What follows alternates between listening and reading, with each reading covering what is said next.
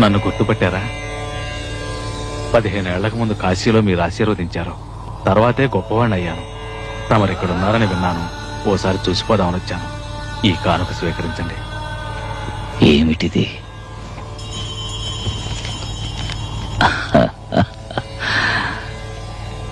దీనివల్ల ఈ జడానికి ఏం ఉపయోగం? సర్వం తెలిసిన మీకు నేను చెప్పాలా? ఈ లోకంలో ధనం లేకుండా జీవించడం కష్టం అండి. ధనం మూలం ఇదం జగత్తు కదా. ఇప్పుడు నీకేం కావాలి? మీ ఆశీర్వాదం వల్ల నా ఆశలు నెరవేరినాయి. కానీ జీవితంలో నాకు మనశ్శాంతి లేదు.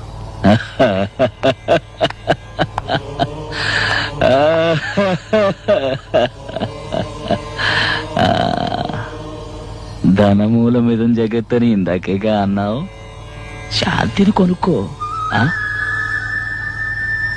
ధనమంతా నీ దగ్గరే ఉంటే మనశ్శాంతి ఎలా ఉంటుంది?